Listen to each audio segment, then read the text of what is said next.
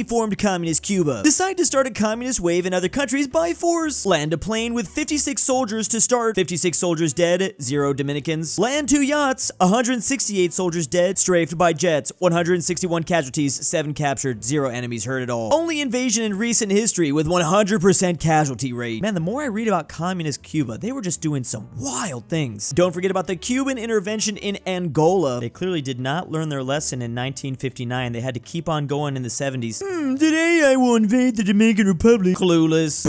They just got 200 people blown up or taken as prisoner. This didn't go as they expected. All my Hearts of Iron 4 players will recognize that Dominican Republic leader at this time. Dang, so he was in power for like 30 years. Well, at the very least, the Cubans still got that Bay of Pigs invasion dub, so they didn't always perform horrible. Oh, it's so cool that after 1989, you all brought proper justice to the former communist politicians. Meanwhile, the Warsaw Pact. Slovakia, Czechia, Romania, Hungary, Poland, and Bulgaria. Who could it be? Could it be...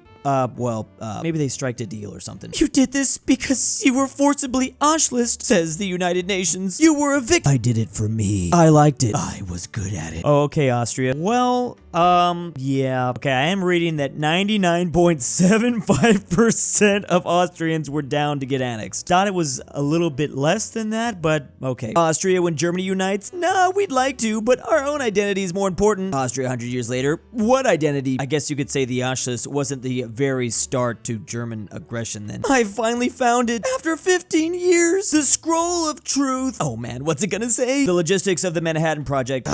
Get this crap out of here. Meanwhile, the people who believed the No-No Germans could have built an atomic bomb. This is a really interesting point. I was just reading the other day, over 130,000 people worked in the Manhattan Project, and it cost $2 billion, or equivalent to 27 billion in today's dollars. And don't forget that whole Norwegian sabotage that took place. Between 1940 and 1944, a series of sabotage actions by the Norwegian resistance movement occurred to ensure the destruction of a plant and the loss of its heavy water. And don't forget, in 1944, the Germans were practically losing land on both sides every day. It would have been kind of difficult to have all these moving parts function together. The new nation of Israel handing over a piece of paper to Albert Einstein. Wait, that's not any piece of paper. That's the Israeli presidency. What? Oh yeah, they're totally serious about this. For those wondering though, the president in Israel is a ceremonial figure, not a political one. Regardless, Einstein declined the offer. The Cold War going on all across the world. Meanwhile, Japan be like, yeah, they out here just getting that bag, making all sorts of money. I mean, they were kind of just in this lucky position where they were free to focus on their economy. And by that, I mean make Godzilla films and eventually animate, but a lot of other stuff too. In the 1980s, Japan experienced insane growth. It got to the point by the 1990s, a lot of the world was afraid that Japan was actually going to pass up the Americans. Obviously, that did not end up happening though. Make better consumer goods or draw 25 cards. Meanwhile, the Soviet Union, oops. Apparently, if it wasn't a military thing, the USSR didn't do a good job with some of this stuff.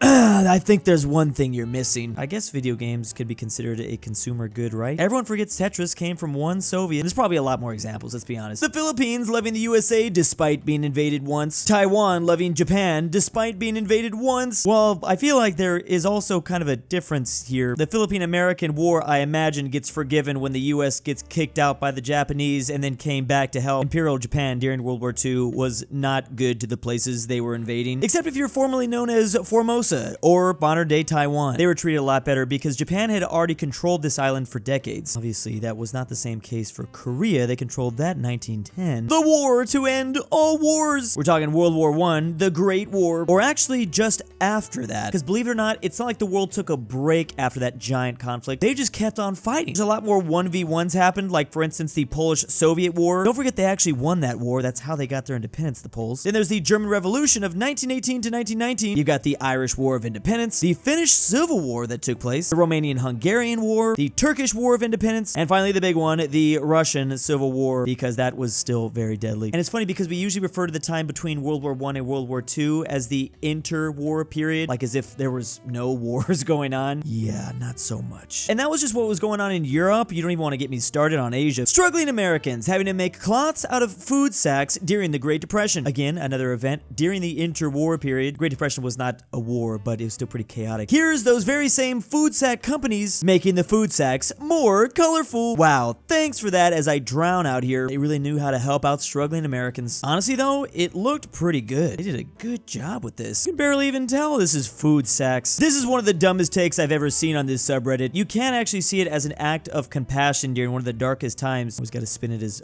companies bad, not helping the situation. Doesn't seem like this was supposed to be a slap in the face, just something to help. What would you prefer the food companies to do? Put logos on the food snacks like Vans or Supreme? The Soviet Union, after losing 5 times more men, but still making territorial gains in the Winter War. Alright, we'll call it a draw. This is Finland versus the Soviets. Everyone loves to bring up this point, or some people love to bring up this point. Yes, technically the Finns did lose land after this event, but at the cost of 300,000 Soviets gone just to annex territory the size of Rhode Island. Like, Finland should have never performed as well as they did in that war, and like, this was a finished dub. Come on, let's be real. Then don't forget Winter War Part 2 that takes place soon after. I mean, considering Poland got completely obliterated right before that, the Soviets probably figured they could just do the same thing easily to Finland. Britain asks Iceland to join the Allies. Iceland refuses. Britain invades. Iceland, how dare you? Complicated times there in World War II. Don't last all that long though. Agriculture is great. The food is right next to us at all times. Our population is increasing. We live in houses now, and we have time to focus on more things than just survival. Oh, they can make art. Some unspecified time later. Agriculture is terrible. The food is right next to you. Everyone gets sick all the time, so now everyone's dying, and sleeping with your family in the same room sucks. The consequences of the agricultural revolution. I don't think we saw this coming. Meanwhile, millions of years ago, humans evolving the ability to sweat. Hundreds of species evolutionizing for stamina. This is like our secret weapon. Salty fluids come out of our pores.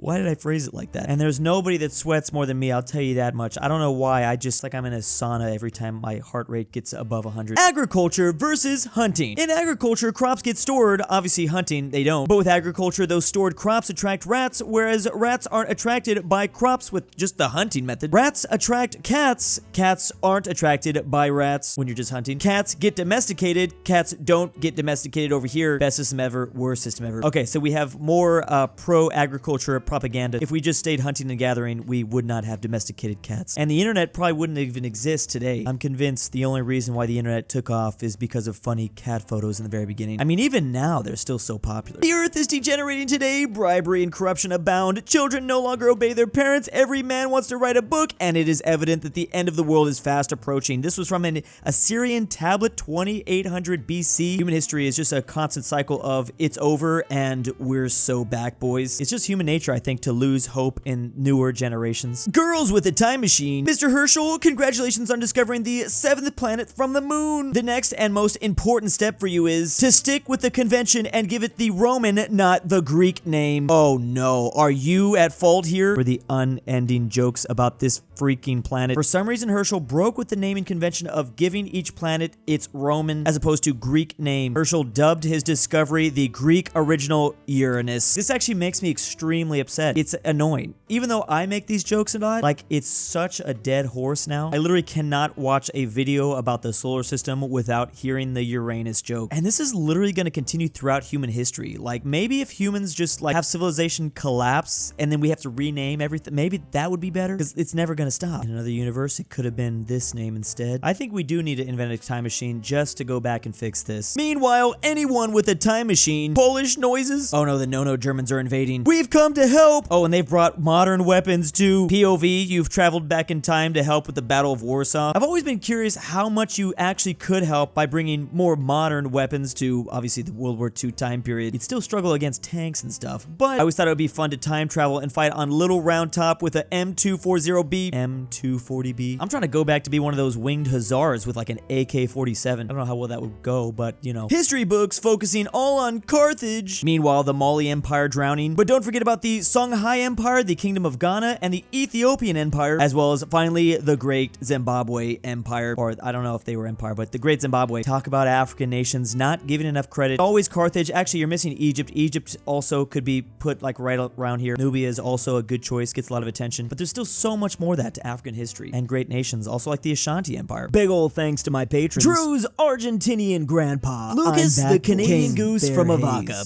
Drew har förvisats från Sverige för brottet att vara dans. Amateur Archaeology. Sarsath. Carmel S. DaBeautiful-MEGAN. Fredrik your dad back with the milk. Look out, InquisitorXarius. Sebby, if you hear this, and Tambre.